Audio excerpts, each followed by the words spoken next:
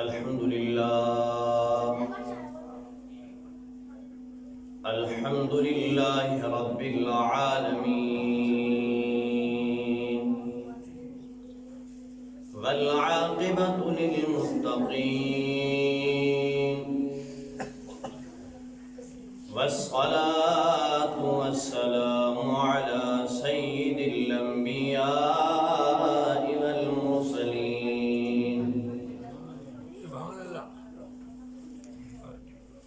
أما بعد فأعوذ بالله من الشيطان الرجيم بسم الله الرحمن الرحيم قال الله تبارك وتعالى في القرآن المجيد والفرقان الحميد ما كان محمد أبا أحد من رجالكم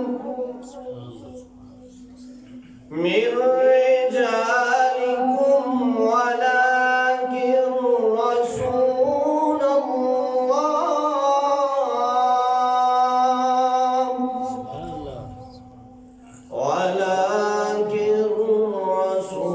الله وخاتم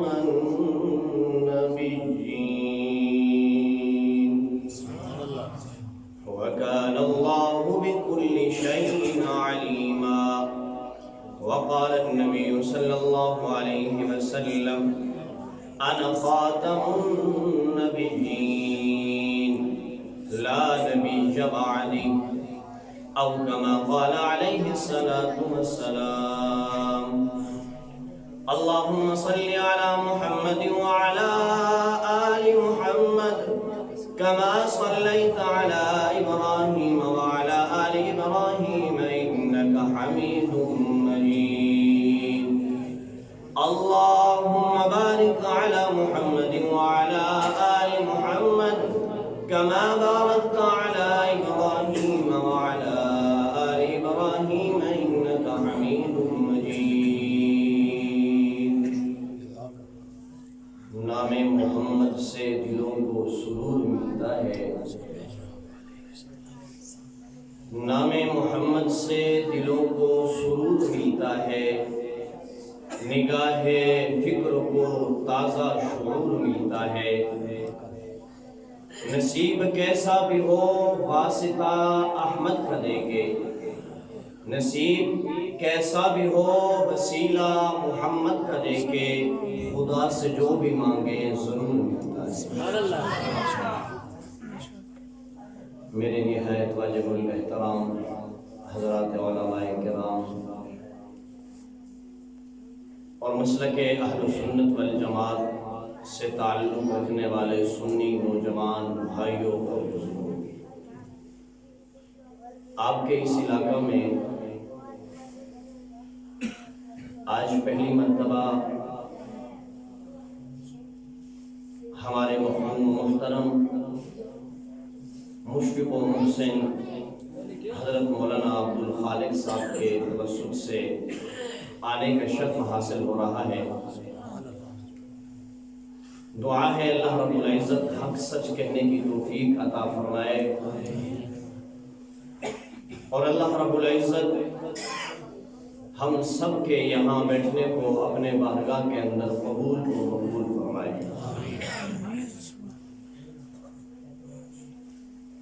آج کی اس محفل میں مجھے جو موضوع دیا گیا وہ ہے عقیدہ ختم نبوت اسی کی مناسبت سے میں نے آپ حضرات کے سامنے قرآن کریم کے 22ویں سپارے کی سورۃ احزاب کی 40ویں آیت تلاوت کی اور موضوع کے مناسبت سے ہی ذخیرہ احادیث میں سے ایک حدیث تلاوت کی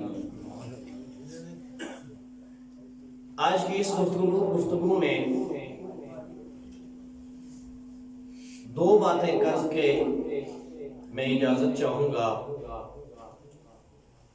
پہلا کہ یہ عقیدہ ختم نبوت کتنا اہم ہے، اس کی ضرورت کتنی ہے، اس کی اہمیت کیا ہے، اور دوسری چیز کہ عقیدہ ختم نبوت کا معنی کیا ہے، مفہوم کیا ہے، مطلب کیا ہے۔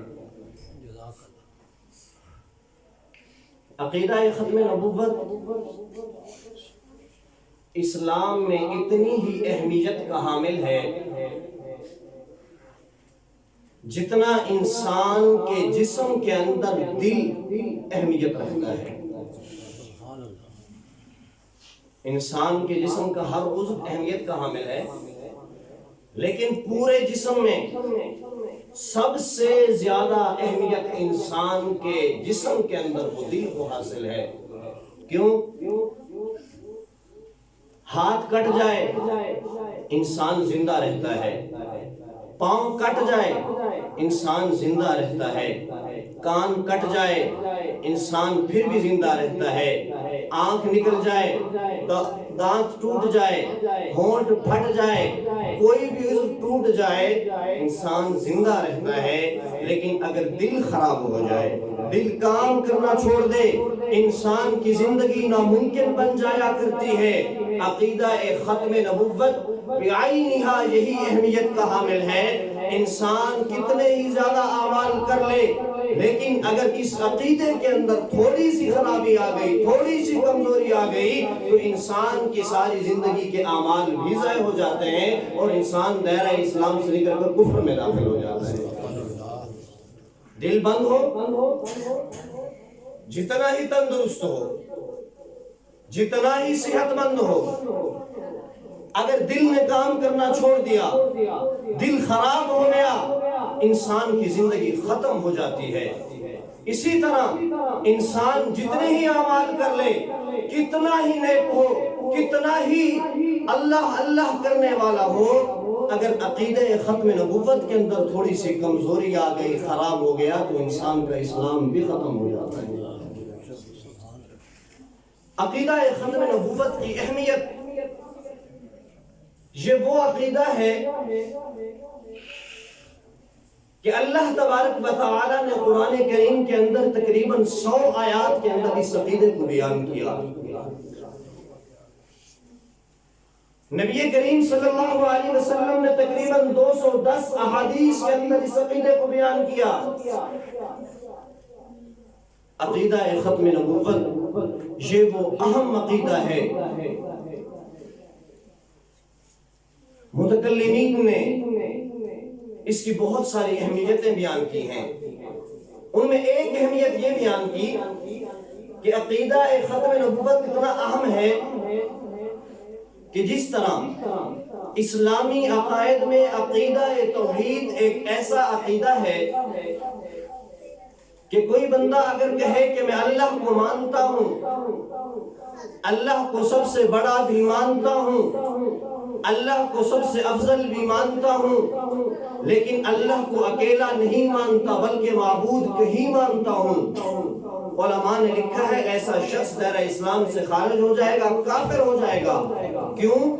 کہ صرف اللہ کو مان لینا کافی نہیں، بلکہ اللہ کو ماننے کے ساتھ ساتھ اکیلا اور وحدہ لا شریک ماننا بھی ضروری ہے۔ اسی طرح عقیدہ ختم نبوت ایک ایسا عقیدہ ہے، کوئی شخص حضور کو مانتا ہے، حضور کو نبی بھی مانتا ہے، رسول بھی مانتا ہے، سب سے افضل بھی مانتا ہے، سب سے اعلیٰ بھی مانتا ہے، لیکن حضور کو آخری نبی نہیں مانتا، علماء نے لکھا ہے دائرہ اسلام سے خارج ہو جائے گا، کیونکہ صرف نبی ماننا کافی نہیں ہے بلکہ آخری نبی ماننا بھی ضروری ہے۔ توجہ، ہم اللہ کو توحید میں اکیلا مانتے ہیں، حضور کو ختم نبوت میں بھی اکیلا مانتے ہیں۔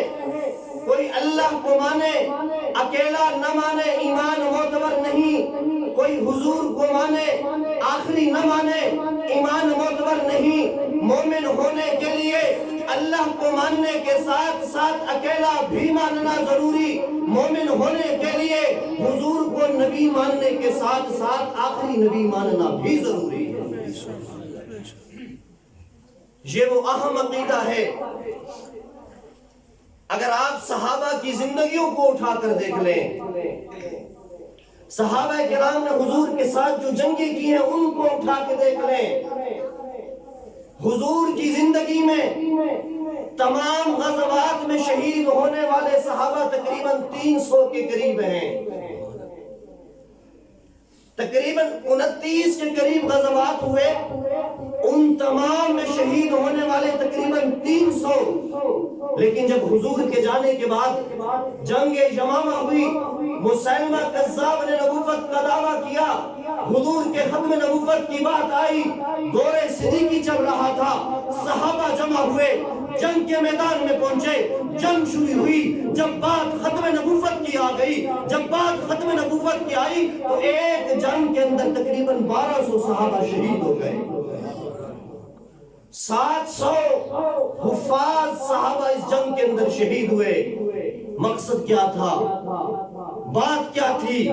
صحابہ مجھے اور آپ کو سمجھانا چاہتے تھے یہ عقیدہ کتنا اہم ہے. اس عقیدے کے لیے ایک جنگ کے اندر 1200 صحابہ شہید ہوئے. صحابہ نے اس عقیدے کی اہمیت کو سامنے رکھتے ہوئے 1200 صحابہ نے اپنی جانیں دے دی. یہ عقیدہ اتنا اہم عقیدہ ہے، حضرت حبیب رضی اللہ تعالی عنہ حضور کے صحابی ہیں. مسیلمہ کذاب نے نبوت کا دعویٰ کیا، حضرت حبیب کو گرفتار کروا لیا. حضرت حبیب کو جب دربار میں پیش کیا گیا، مسلمہ نے کہا حبیب تو کسے مانتا ہے؟ حضرت حبیب نے کہا میں تو محمد کو مانتا ہوں. کہنے لگا ٹھیک ہے تو محمد کو مان، لیکن محمد کو ماننے کے ساتھ ساتھ مجھے بھی مان لے. حضرت حبیب نے کہا نہیں، اللہ نے قرآن کریم کے اندر 2 اعلان کیے، وَلَٰكِن رسول اللہ، نبی محمد ہے، وَخَاتَمَ النَّبِيِّينَ، اس کے بعد کسی اور نبی نے نہیں آنا، میں تجھے نبی نہیں ماننے والا. اس نے کہا حبیب مجھے نبی مان لے، زندگی بچ جائے گی. حضرت حبیب نے کہا زندگی جا سکتی ہے، ختم نبوت پہ آنچ نہیں آنے دوں گا. اس نے آرڈر دیا، حکم دیا حبیب کے ایک ہاتھ کو کاٹا جائے. واقعہ سننے سے اس عقیدے کی اہمیت اور واضح ہو جائے گی. حکم دیا، آرڈر دیا حضرت حبیب کے ہاتھ کو کاٹا جائے. دایاں ہاتھ کاٹا گیا. پوچھا ہاں حبیب کیا ہے، کیا کہتا ہے؟ حضرت حبیب نے کہا میں آپ کو نبی نہیں مانتا. کہا دوسرا ہاتھ کاٹو. دوسرا ہاتھ کاٹا گیا. پھر پوچھا، کہا میں تجھے نبی نہیں مانتا. میرے بھائی یہ بات بیان کرنے کے لیے بڑی آسان ہے. ایک ہاتھ کٹا، دوسرا ہاتھ کٹا، سننے کے اعتبار سے بھی بڑی آسان ہے. پتہ تب چلتا ہے جب انسان کو خود پہ آتی ہے. تھوڑی سی سردی بڑھ جائے نا، بارش آ جائے، سردی بڑھ جائے، گرمی بڑھ جائے، گھر سے مسجد آنا کتنا مشکل ہوتا ہے. اور اپنے اعضاء کٹا دینا. نظر آ رہا ہے اگر ہاں کر دوں جان بچ جائے گی، لیکن ہاں نہیں کی. کیوں نہیں کی؟ حضرت حبیب جانتے تھے یہ عقیدہ کتنا اہم ہے. بات ختم نبوت کی ہو رہی تھی، بات رسول اللہ کی ختم نبوت کی ہو رہی تھی. حضرت حبیب نے کہا میں نہیں ماننے والا. کہا اس کا دایاں پاؤں کاٹو، کاٹا گیا. کہا بایاں پاؤں کاٹو، کاٹا گیا. مسلمان نے کہا اس کی زبان چل رہی ہے، بار بار انکار کر رہا ہے، اس کی زبان کاٹی جائے. زبان کاٹی گئی. حضرت حبیب خاموش نہ ہوئے. حضرت حبیب نے اپنی گردن ہلانی شروع کر دی. مسلمان نے کہا اب گردن سے اشارے کرنے لگا ہے میں نہیں مانتا، اس کی گردن بھی کاٹ دو. حضرت حبیب کی گردن کاٹ کے شہید کر دیا گیا. پیغام ہمیں کیا ملا؟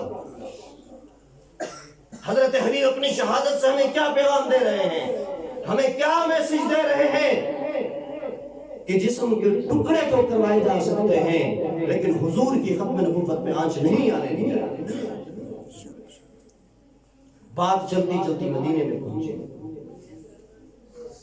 ام حبیب گھر سے نکلی، صحابہ سے پوچھنے لگی میرا بیٹا گیا تھا کیا بنا؟ صحابہ نے بتایا بات ختم نبوت کی آ گئی تھی، آپ کے بیٹے نے جسم کے ٹکڑے کرا دیے، ہاتھ کٹا دیے، پاؤں کٹا دیے، زبان کٹا دی، گردن کٹا دی، ختم نبوت میں آنچ نہیں آنے دی. اس کی ماں نے وہ عظیم جملہ کہا تاریخ نے اپنے سینے پہ محفوظ کیا. اس کی ماں کہنے لگی لہذا اليوم ارضعته، اسی دن کے لیے میں نے اپنے حبیب کو دودھ پلا کے جوان کیا تھا. ان باتوں سے خلاصہ کیا نکلا؟ ہمیں سبق کیا ملا؟ پیغام کیا ملا؟ حضور کی ختم نبوت کا مسئلہ اتنا اہم مسئلہ ہے، 1200 صحابہ اکٹھے شہید ہو سکتے ہیں. میسج یہ ملا کہ حضور کی ختم نبوت کے لیے جان دی جا سکتی ہے، حضور کی ختم نبوت کے لیے جسم کے ٹکڑے کرائے جا سکتے ہیں، حضور کی ختم نبوت کے لیے اولاد قربان کی جا سکتی ہے، لیکن کسی بھی صورت کے اندر حضور کی ختم نبوت پہ آنچ نہیں برداشت کی جا سکتی. پہلی بات کہ ختم نبوت اتنی اہم ہے، ختم نبوت کا عقیدہ اتنا اہم عقیدہ ہے، صحابہ نے اپنی جانیں پیش کر کے 1200 صحابہ شہید ہوئے اور ختم نبوت کا دفاع کیا.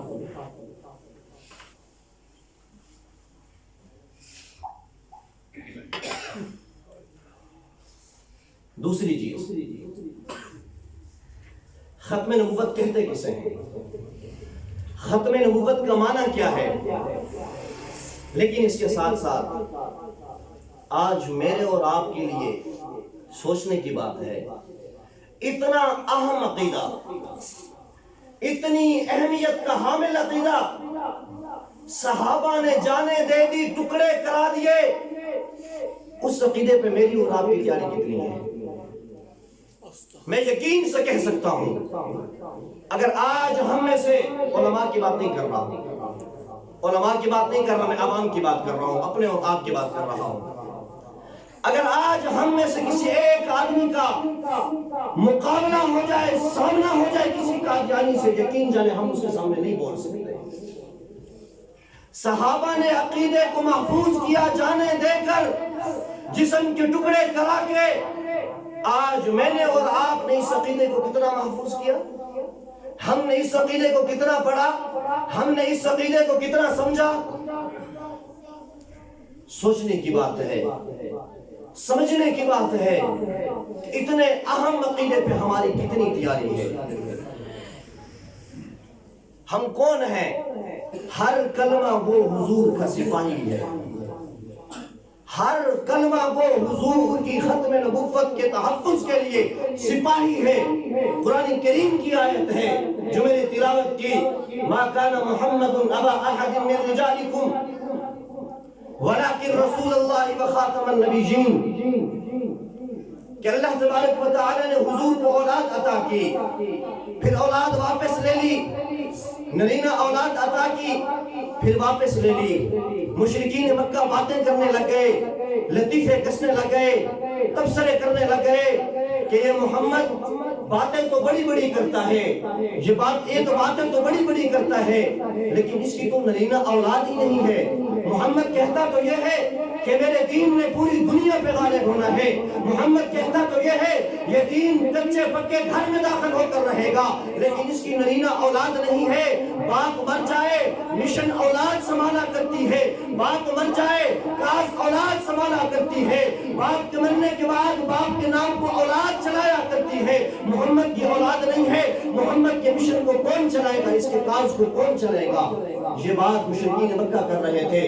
اللہ نے جواب کے طور پہ کہا ما کان محمد ابا احد من رجالکم، کہ مشرکین مکہ تم یہ کہہ رہے ہو کہ محمد کے نرینہ اولاد نہیں، یہ بات تو تمہاری ٹھیک ہے، لیکن تمہارا یہ کہنا کہ اس کا مشن کون لے کے چلے گا، اس کا کاج کون لے کر چلے گا؟ اللہ نے جواب دیا ولیکن رسول اللہ، کہ میرا پیغمبر پہلے محمد بن عبداللہ تھا، صرف محمد بن عبداللہ تھا، اس کا بیٹا قاسم تھا، یہ محمد بن عبداللہ تھا، اس کا بیٹا ابراہیم تھا، یہ صرف محمد بن عبداللہ تھا، اس کا مشن طیب نے لے کے چلنا تھا، یہ صرف محمد بن عبداللہ تھا، اس کا کاز طاہر نے لے کے چلنا تھا۔ لیکن اب یہ محمد بن عبداللہ صرف نہیں بلکہ بلاکن رسول اللہ، یہ رسول اللہ بن چکا ہے، محمد رسول اللہ بن چکا ہے۔ میں نے اسے رسالت دے دی ہے، نبی باپ ہوا کرتا ہے، امت اولاد ہوا کرتی ہے۔ اللہ نے مسئلہ سمجھا دیا، مجھے اور آپ کو بتا دیا کہ یہ نبی باپ ہے، ہر کلمہ گو اس کی اولاد ہے۔ جس طرح اولاد اپنے باپ کا مشن لے کے چلا کرتی ہے، ہر امتی کی ذمہ داری ہے کہ نبی کے مشن کو لے کے چلنا۔ سبحان اللہ۔ اس آیت سے کیا ملا؟ کیا خلاصہ نکلا؟ کیا نتیجہ نکلا؟ اللہ نے اپنے محبوب کو ننینا اولاد نہیں دی اور بتا دیا نبی باپ ہوتا ہے، امت اولاد ہوتی ہے، ہر کلمہ کو نبی کی اولاد ہے۔ جس طرح اولاد باپ کے مشن کو، کاز کو، نام کو آگے لے کے چلتی ہے، اسی طرح ہر کلمہ وہ کی ذمہ داری ہے نبی کے مشن کو، نبی کے کاز کو، نبی کے نام کو، کام کو لے کر آگے چلے۔ سبحان اللہ۔ اور اب سوال یہ بھی ہے ہم اس چیز پہ کتنی محنت کر رہے ہیں؟ حضور کا سب سے بڑا پیغام، حضور کا سب سے بڑا مقام، حضور کا سب سے بڑا منصب، حضور کا سب سے بڑا عہدہ وخاتم النبیین، اللہ فرماتے ہیں ہم نے اسے ختم نبوت کا تاج عطا کیا۔ حضور کے سب سے بڑے مقام کی ہم کتنی حفاظت کر رہے ہیں؟ ضرورت اس بات کی ہے اس عقیدے کو سمجھا جائے، اس عقیدے کو پڑھا جائے، اس پہ مطالعہ کیا جائے، علماء سے پوچھا جائے، علماء کو سنا جائے۔ اگر آج ہمارے سامنے کوئی قادیانی آ جائے اور آ کر سوال کر لے، مولوی صاحب عقیدہ ختم نبوت کسے کہتے ہیں، تو ہمارا جواب یہی ہوگا کہ عقیدہ ختم نبوت کا مطلب یہ ہے کہ حضور کے بعد کسی نبی نے نہیں آنا۔ یہی سوال جواب ہوگا نا۔ عقیدہ ختم نبوت کا مطلب یہ ہے حضور کے بعد کسی نبی نے نہیں آنا۔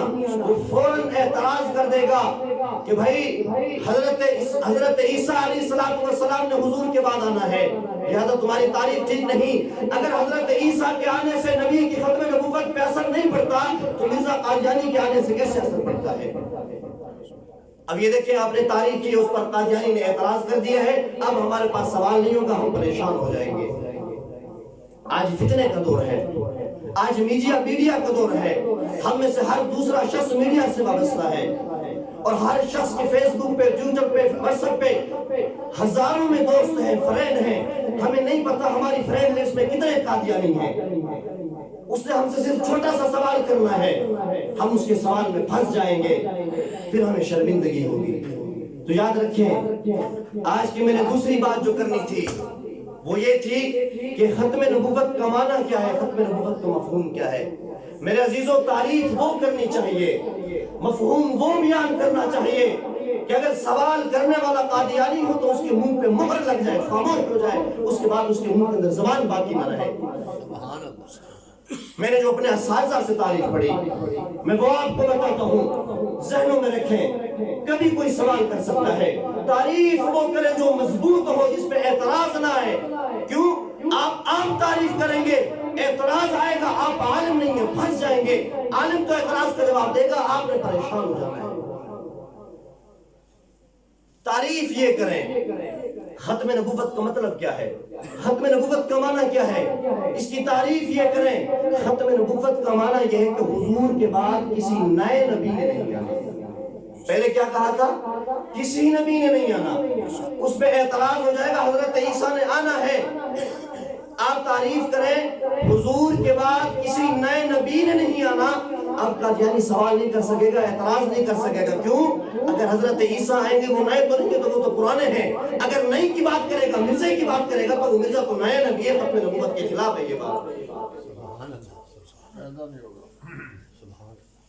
آپ دوسری تعریف اسے یاد رکھیں، ایک اور تعریف یاد رکھیں۔ ختم نبوت کا مطلب کیا ہے، ختم نبوت کی تعریف کیا ہے، ختم نبوت کا معنی کیا ہے؟ تو یاد رکھیں وہ تعریف کریں جس پر سوال کرنے والا اعتراض نہ کر سکے، خاموش ہو جائے، اگلی بات ہی نہ کر سکے۔ اگر آپ نے اگلی بات کرنے کا موقع دیا، وہ ایک بات کرے گا، دوسری بات کرے گا، وار کرے گا، یقین جانے ایک وقت آئے گا کہ آپ کے دل کے اندر شک و شبہات پیدا ہو جائے گا۔ آپ شروع سے اس کی گردن کو پکڑ لیں، ختم نبوت کی تعریف وہ کریں کہ آگے بول نہ سکے، ختم نبوت کی یہ تعریف کرتے کہ حضور کے بعد کسی نبی نے پیدا نہیں ہونا۔ ختم نبوت کی تعریف کیا ہے؟ حضور کے بعد کسی نبی نے پیدا نہیں ہونا۔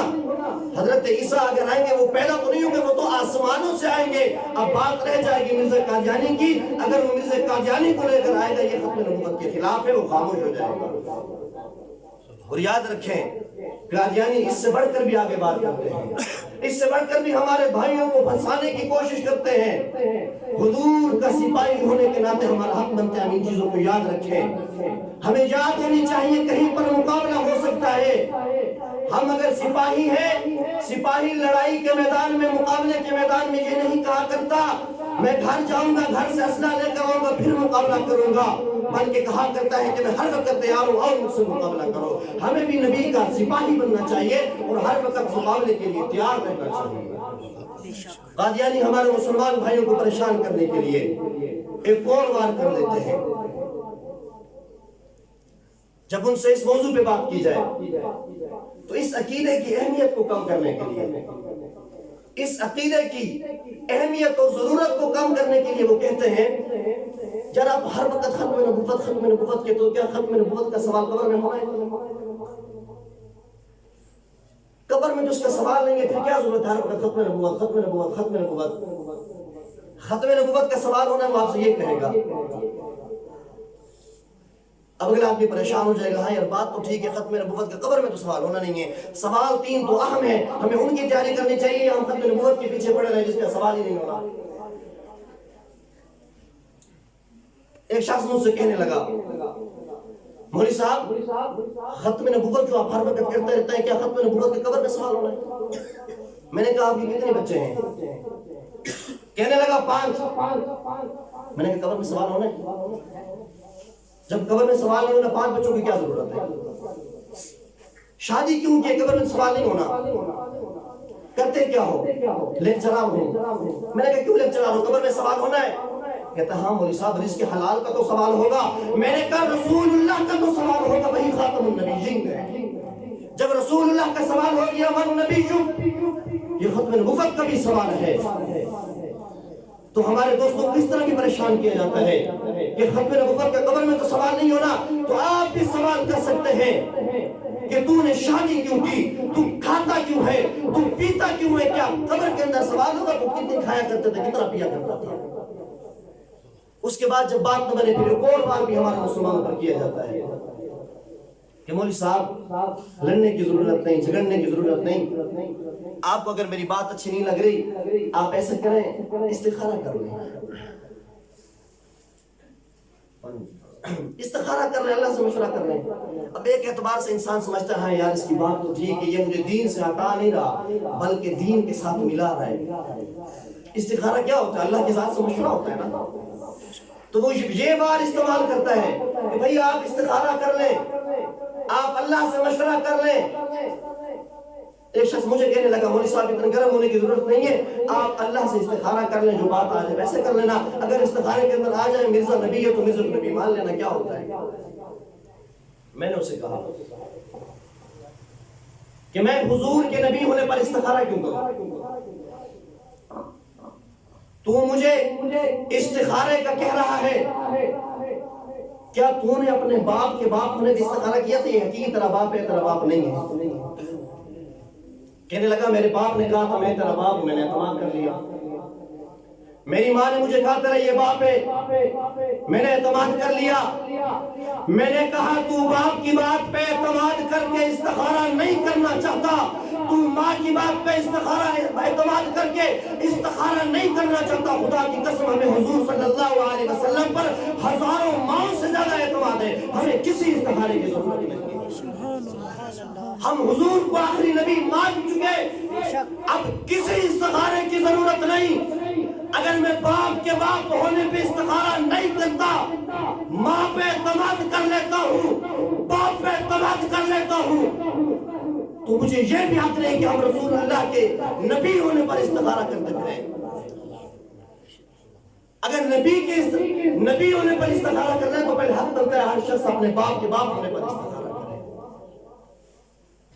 تو میرے بھائیوں، یہ کچھ اس طرح وار ہوتے ہیں ان کے، جس سے وہ اگلے آدمی کو پھنسانا چاہتے ہیں، پریشان کرنا چاہتے ہیں، اور ہمارے ساتھیوں کو ان چیزوں کا اتنا پتہ نہیں ہوتا، جس کی وجہ سے وہ پریشان ہو جاتے ہیں، پھنس جاتے ہیں۔ تو آج کا خلاصہ آپ نے سمجھ لیا کہ عقیدہ ختم نبوت کتنا اہم ہے۔ ایک سطر میں اسے یاد کر لیں، عقیدہ ختم نبوت اتنا اہم عقیدہ ہے کہ مسلمان اس کو چھوڑے بغیر مسلمان رہتا ہے، اس کو چھوڑ کر مسلمان رہتا نہیں۔ عقیدہ ختم نبوت اتنا اہم عقیدہ ہے کہ اس عقیدے کے بغیر مسلمان رہتا نہیں۔ دوسری بات، عقیدہ ختم نبوت کی تعریف کیا ہے؟ ختم نبوت کی تعریف ہمیشہ وہ کریں جس پہ اعتراض نہ ہوتا ہو، جس پہ سوال نہ ہوتا ہو۔ ختم نبوت کی تعریف یہ ہے کہ حضور کے بعد کسی نبی نے پیدا نہیں ہونا۔ ختم نبوت کی تعریف کرنی ہے تو یہ تعریف کرنی ہے کہ حضور کے بعد کسی نئے نبی نے اس دنیا کے اندر نہیں آنا۔ دعا کریں اللہ تبارک و تعالی ہمیں صحیح معنوں میں حضور کی غلامی عطا فرمائے۔ وآخر دعوانا الحمدللہ رب العالمین۔